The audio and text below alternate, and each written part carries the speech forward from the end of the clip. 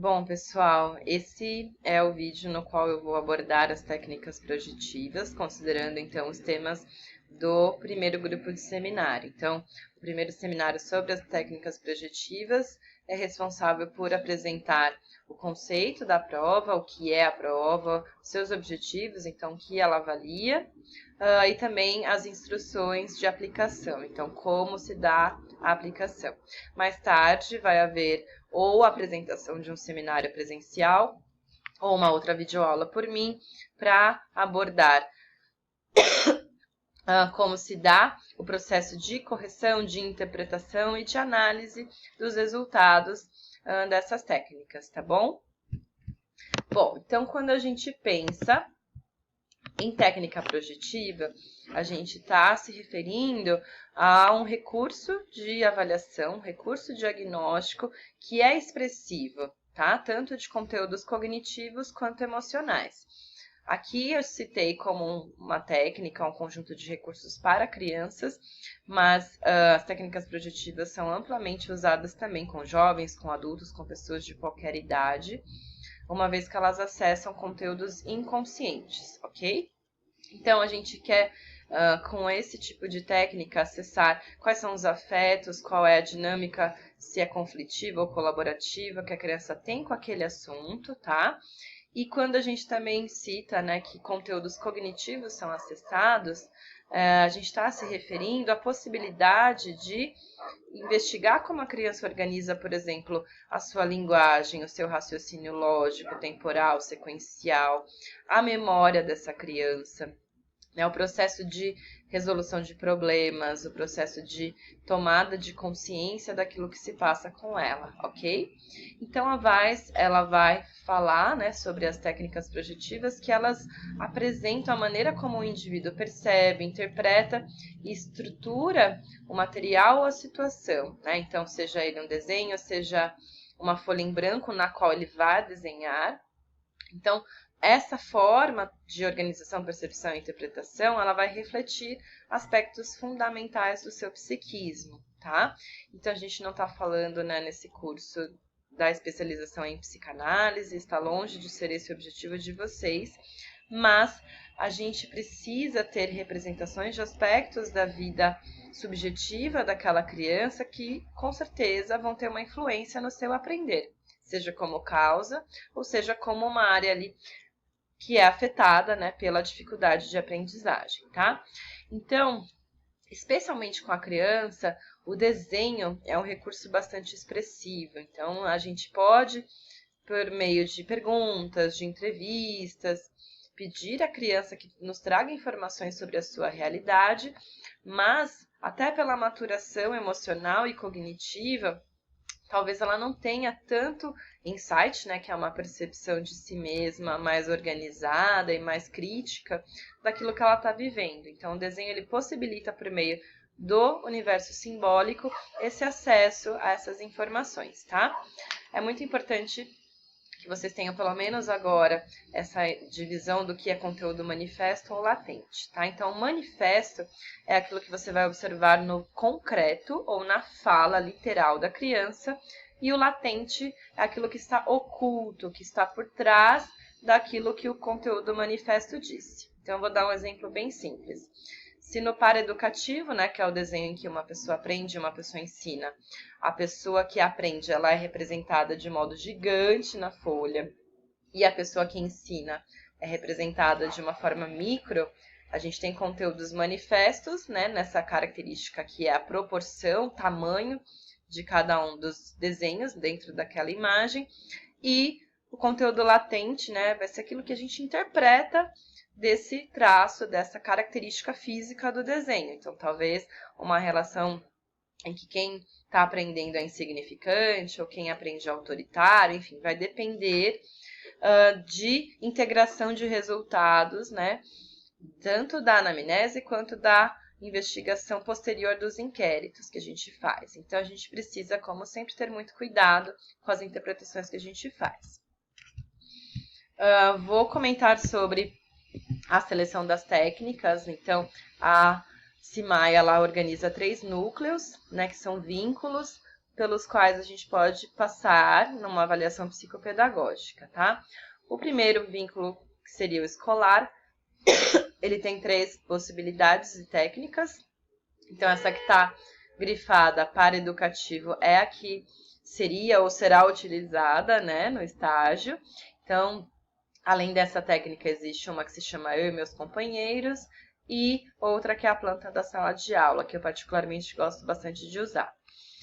Em relação ao vínculo familiar, a gente tem a planta da minha casa, os 4 momentos do dia e também a família educativa, tá? A gente vai usar neste vínculo o desenho da família. E por último, o vínculo consigo mesmo. Nele a gente tem mais possibilidades.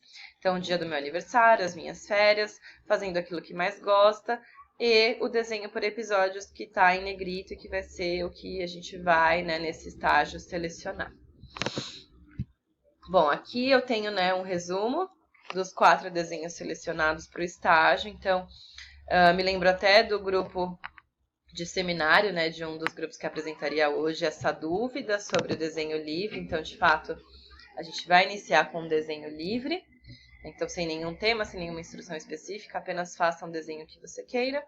Depois, o desenho da família, depois o paraeducativo, depois o desenho em episódios. Esses seriam as técnicas obrigatórias. E, caso houvesse tempo no atendimento e vocês sintam necessidade, interesse e curiosidade, né, podem aplicar outros complementares. E, tão importante quanto ter o desenho confeccionado, é a realização de um inquérito posterior. Então, após a criança finalizar o desenho, a gente vai incitar, solicitar, estimular que ela verbalize, que ela discorra uma história sobre aquele desenho. Então, me conte uma história sobre essa família que você desenhou. Me conte o que está acontecendo nesse desenho. E, a partir de cada informação, das falas que a criança traz, a gente faz questionamentos pontuais a partir das informações que são mais relevantes, tá? Aqui estão as consignas, ou seja, as principais instruções. No caso do desenho livre, a gente tem a primeira, né, instrução principal. Desenha qualquer coisa que você quiser e tiver vontade. Se a criança perguntar o que, ou pode ser tal coisa, pode ser o que você quiser, né, como resposta. No desenho da família, desenhe uma família qualquer. Algumas crianças vão perguntar, pode ser a minha família, pode ser a família do meu amigo, pode ser a família da Peppa Pig. Então, qualquer família. Sim, se você quiser essa família, pode ser essa família, tá? No desenho do paraeducativo, gostaria, então, que você desenhasse 2 pessoas, uma que ensina e uma que aprende. Bem interessante, pessoal, que não há nenhuma orientação específica de que seja aprendizagem escolar. Então, não é desenhar sua professora, não é desenhar você como aluno. E isso possibilita às crianças que elas até expandam esse tema, esse conteúdo, né, esse universo. Então, algumas vão desenhar uma criança ensinando outra, vão ensinar um pai ensinando um filho. Então, não é apenas o que a gente espera, né, a possibilidade do desenho acadêmico, da aprendizagem acadêmica.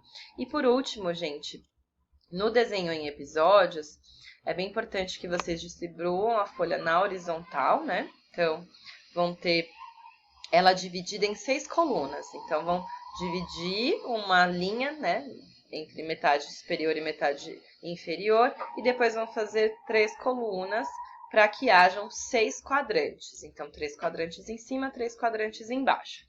E aí, a partir disso, vocês entregam para a criança a folha dessa forma e instruam, né, dando as seguintes instruções. Então, o menino tem o dia todo livre para ele, e aí você vai desenhar o que esse menino ou menina irá fazer desde a hora que ele acorda de manhã e sai da sua casa até a hora que ele retorna novamente à sua casa, né? Então, do primeiro e do último quadrante, quais são as sequências de atividades que essa criança vai fazer. Então, é especialmente importante para a gente observar tanto atividades de interesse quanto rotina da criança, organização que ela tem do tempo, prioridades, né, daquilo que ela utiliza no dia a dia, tá? Bom, a gente tem aqui no próximo slide só um esquema, né, do que a gente considera conteúdo manifesto e latente. Então, o manifesto é aquilo que está na consciência, os pensamentos, né, no nível mais estruturado, o raciocínio, a percepção, mas em outras instâncias a gente tem memórias e muitas vezes as memórias elas vêm à tona, né? Vocês aprenderam sobre memórias implícitas ou automáticas. Memória afetiva, né? Ela se dá por aspectos pré-conscientes e do ponto de vista inconsciente as emoções mais primitivas, aquelas mais intensas, ok? A gente vai observar, né, aqui estou trazendo um pouquinho só sobre análise, mas não é o foco da nossa apresentação, só estou falando até para finalizar, que a gente observa a estruturação da história, né, do inquérito que aquele sujeito vai fazer, ou na verdade que nós vamos conduzir daquele paciente. Então, como é a estrutura daquela história? Ela tem começo, meio e fim? Ela é desconectada do que está ali desenhado? O fluxo é adequado? Ou a criança vai ao longo do caminho se perdendo e não sendo clara, né? O título que ela dá, se é relacionado ou coerente com aquilo que ela desenhou, com aquilo que ela falou, né? E o pensamento, enfim, se ele é estruturado com histórias que são baseadas na realidade, se é factível, possível que aquilo possa acontecer, né? O senso de realidade, e o quão aquele nível de pensamento, de linguagem pode ter uma reflexão, né? Uma coerência também de acordo com a sua idade, de acordo com os padrões cognitivos do seu desenvolvimento, tá, gente? Então, finalizo por aqui esse vídeo, para que vocês tenham, né, esses dados e possam elaborar o checklist das provas projetivas. Então, do primeiro checklist. Para isso, vocês podem consultar as referências que nós temos aqui na aula também, tá bom? Um abraço para todos vocês.